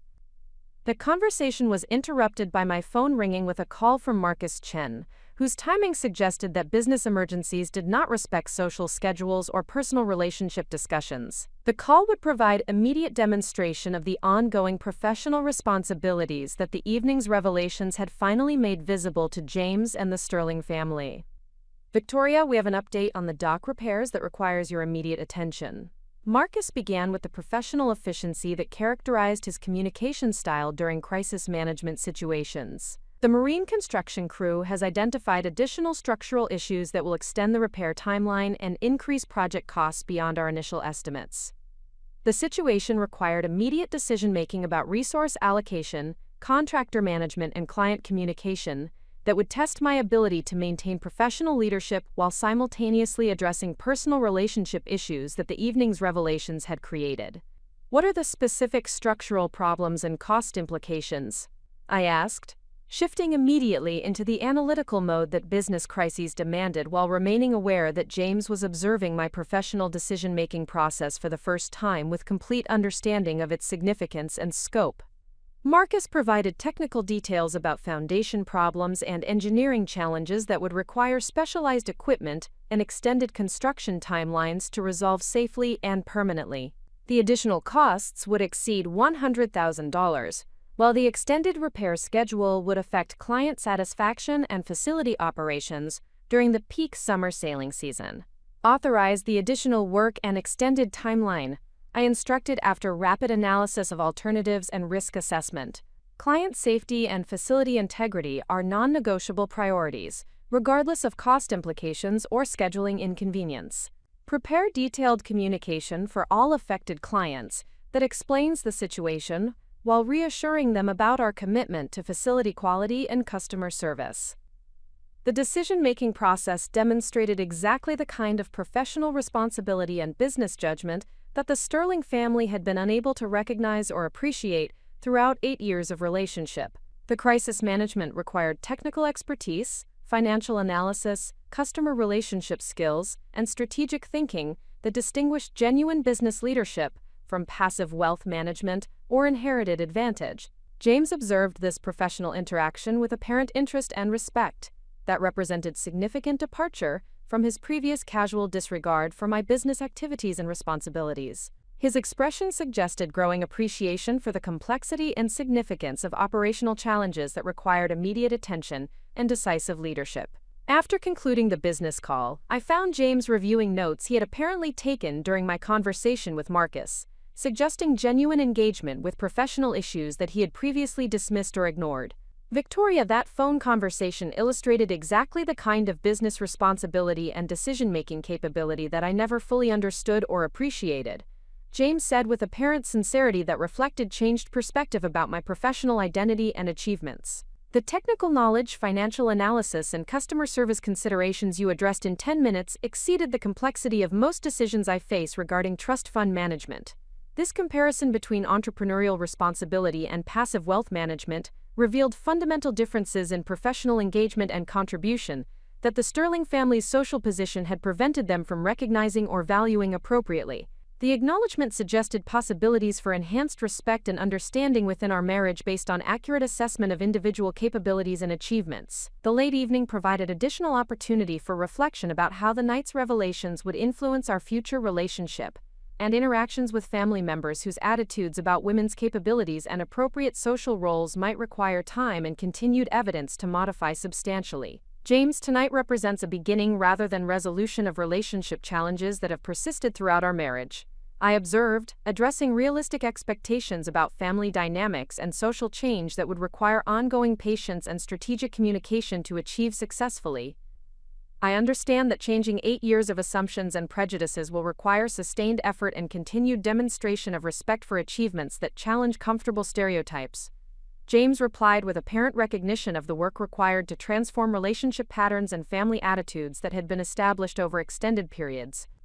The conversation concluded with mutual recognition that the evening's revelations had created opportunities for enhanced understanding and improved relationship dynamics while also requiring continued navigation of complex family and social expectations that would not change immediately or easily despite overwhelming evidence of business achievement and professional competence.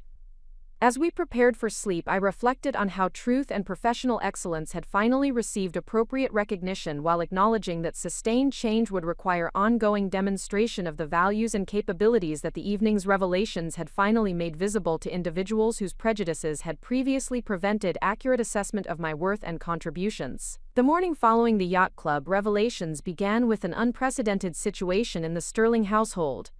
James had awakened before 6 a.m. and prepared coffee while reviewing business publications and maritime industry reports that he had apparently researched during the early hours. This departure from his typical morning routine of leisure reading and casual breakfast preparation indicated genuine engagement with professional topics that had previously held no interest for him. I discovered him in the kitchen reviewing a detailed article about Sterling Maritime Holdings that had appeared in Maritime Business Weekly 6 months earlier, featuring comprehensive analysis of our expansion strategy and industry leadership in luxury marina services. The publication had included photographs of our flagship facilities and interviews with industry experts who praised our innovative approaches to customer service and operational excellence. "Victoria, I had no idea that your business achievements had received this level of industry recognition," James said with apparent amazement as he showed me the article's detailed coverage of Sterling Maritime Holdings, growth trajectory, and market influence. "This analysis describes your company as setting new standards for marina operations throughout New England, with expansion potential that could influence industry practices nationally." The article represented exactly the type of professional recognition that had remained invisible to the Sterling family due to their lack of engagement with maritime industry publications and business developments outside their immediate social circle. Their assumptions about my professional activities had prevented them from discovering publicly available information about achievements that had been documented and celebrated within relevant professional communities. Industry publications have covered our expansion strategy and operational innovations regularly over the past 3 years. I explained while reviewing the article's technical analysis of our facility management systems and customer service protocols. The recognition reflects sustained performance and measurable results that have influenced industry standards and competitive practices among marina operators throughout the region.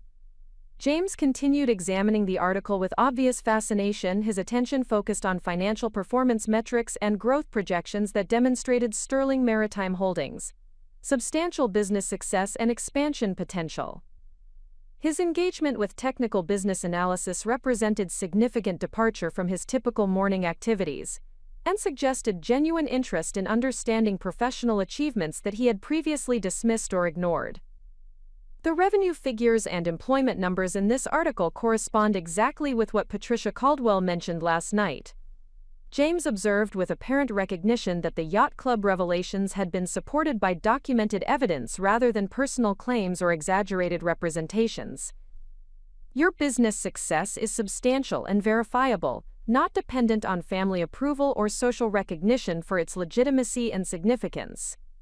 This understanding represented crucial development in James's appreciation for business achievement that existed independently of Sterling family acknowledgement or social acceptance.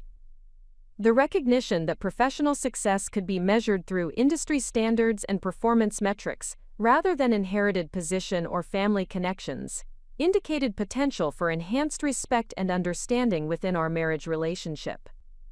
The morning's reflection was interrupted by another emergency call from Marcus Chen, whose timing reinforced the reality that business leadership required constant availability and immediate response capabilities that distinguished entrepreneurial responsibility from passive investment management or inherited wealth administration. "Victoria, we have received a significant development that requires your personal attention and strategic decision-making." Marcus began with controlled excitement that suggested positive rather than problematic news requiring crisis management response. "Coastal Marina Development Corporation has approached us about a potential acquisition offer for the entire Sterling Maritime Holdings portfolio." The information represented exactly the type of major business opportunity that required sophisticated analysis and strategic thinking about long-term company direction, market positioning, and personal professional objectives that extended beyond immediate operational concerns. The acquisition inquiry would test every aspect of business knowledge and strategic planning capability that I had developed through 8 years of company building and industry leadership. "What are the preliminary terms and timeline for consideration?" I asked while simultaneously calculating the financial implications and strategic considerations that would influence my response to this unexpected development. Marcus provided detailed information about the proposed acquisition structure, financial terms, and timeline for due diligence and negotiation processes that would determine whether the offer represented genuine opportunity for enhanced growth and industry impact, or merely represented financial speculation without understanding of operational excellence and market positioning that Sterling Maritime Holdings had achieved. The proposed valuation exceeds $400 million for the complete portfolio, with potential for performance-based additional compensation tied to continued growth and market expansion. Marcus reported with professional precision that reflected his own appreciation for the significance of this business development. The acquisition offer represented validation of business achievement that transcended family recognition or social acceptance, providing market-based assessment of company value and industry leadership that had been built through technical expertise, operational excellence, and strategic vision rather than inherited advantage or family connections. James observed my analysis of this business opportunity with obvious interest and apparent respect for the complexity of strategic decision-making that major acquisitions required. His attention to financial details and market implications suggested growing understanding of business leadership responsibilities that he had not previously encountered through passive trust fund management activities. Victoria, this acquisition offer represents recognition of extraordinary business success, James said with apparent awe at the financial scope and industry significance of the proposal. The valuation exceeds most established family businesses and represents achievement that clearly surpasses inherited wealth through entrepreneurial activity and professional excellence. The recognition represented exactly the type of acknowledgement that had been missing from our relationship throughout 8 years of marriage, during which my business activities had been dismissed as minor consulting work or hobby interests, rather than substantial professional achievements deserving respect and recognition. The offer requires careful analysis of strategic implications beyond immediate financial considerations. I explained while reviewing preliminary acquisition terms and assessing compatibility between Coastal Marina Development's expansion objectives and Sterling Maritime Holdings' operational philosophy and customer service standards. Any acquisition partner must demonstrate commitment to operational excellence and customer satisfaction standards that have built our industry reputation and client loyalty. The strategic analysis required consideration of how acquisition might affect employment for our 400 employees, service quality for existing clients, and continuation of operational innovations that had distinguished Sterling Maritime Holdings within the competitive marina services marketplace. These factors extended beyond financial calculations to encompass broader responsibilities and values that had guided company development and industry leadership. James appeared impressed by the comprehensiveness of considerations that acquisition decisions required, suggesting recognition that business ownership involved complex responsibilities and strategic thinking that extended far beyond profit maximization or personal financial benefit. How long will evaluation of this acquisition offer require? James asked with apparent understanding that major business decisions demanded thorough analysis rather than immediate response based on initial financial attraction. Comprehensive due diligence and strategic assessment will require approximately 6 weeks. I responded while calculating the timeline for financial analysis, operational evaluation, and strategic planning that would enable informed decision-making about this significant business opportunity. The process must include detailed review of Coastal Marina Development's operational capabilities, financial stability, and compatibility with our company culture and customer service standards. The conversation was interrupted by arrival of Margaret Sterling, whose unexpected morning visit suggested that the previous evening's revelations had created sufficient concern or curiosity to prompt immediate follow-up discussion rather than allowing family processing time before addressing relationship and business issues that had been exposed during the yacht club dinner. Margaret appeared somewhat tentative as she entered our kitchen, her expression indicating uncertainty about appropriate protocols for discussing business achievements that had fundamentally altered her understanding of family relationships and individual capabilities. Her presence provided opportunity to address family dynamics and future interaction patterns that would be influenced by changed recognition of my professional identity and achievements. "Victoria, I hope you don't mind my stopping by unannounced," Margaret began with uncharacteristic deference that reflected recognition that our relationship dynamic had been altered by revelations about business success and financial independence that contradicted 8 years of assumptions about my motivations and capabilities. "I've been thinking about last night's conversation and realized that I need to understand better how to appropriately acknowledge and support your professional achievements moving forward." The acknowledgement represented significant development in Margaret's willingness to modify relationship patterns and family attitudes that had been based on incomplete information and prejudiced assumptions, rather than accurate understanding of individual accomplishments and professional contributions. "Margaret, I appreciate your willingness to reconsider our relationship dynamics. I responded with diplomatic acknowledgement that recognized her apparent effort to address past mistakes while avoiding detailed discussion of specific incidents that might complicate future family harmony and mutual respect. I realized that my assumptions about your professional activities were completely inaccurate. Margaret continued with apparent sincerity that suggested genuine recognition of errors in judgment rather than merely strategic adjustment to changed circumstances. Your business achievements deserve recognition and respect that I failed to provide due to my own prejudices and limited understanding of entrepreneurial success. This admission represented exactly the type of accountability and growth that would be necessary for improved family relationships based on mutual respect and accurate understanding of individual worth and contributions. Margaret's willingness to acknowledge mistakes and modify attitudes suggested potential for enhanced family dynamics that could accommodate diverse forms of achievement and professional identity. James contributed to this conversation by sharing information about the acquisition offer and its implications for understanding the scope and significance of Sterling Maritime Holdings within the broader maritime industry and regional business community. Mother, Victoria received a $400 million acquisition offer this morning. James announced with obvious pride that contrasted sharply with his previous casual dismissal of my business activities and achievements. The proposal validates her company's industry leadership and demonstrates business success that exceeds most established family enterprises. Margaret's expression indicated surprise mixed with what appeared to be genuine appreciation for the magnitude of business achievement that this acquisition offer represented. Her response would indicate whether she possessed sufficient character flexibility to acknowledge and celebrate success that had been accomplished independently of Sterling family resources or social connections. Victoria, that acquisition offer represents extraordinary validation of your business expertise and industry leadership, Margaret said with apparent respect that reflected recognition of achievement that clearly exceeded inherited wealth or passive investment management. I'm beginning to understand the scope of what you've accomplished through entrepreneurial activity and professional excellence. The conversation continued with detailed discussion of Sterling Maritime Holdings, operational philosophy, customer service innovations, and industry influence that had been invisible to Sterling family members due to their assumptions about women's capabilities and their lack of engagement with maritime business developments outside their immediate recreational interests.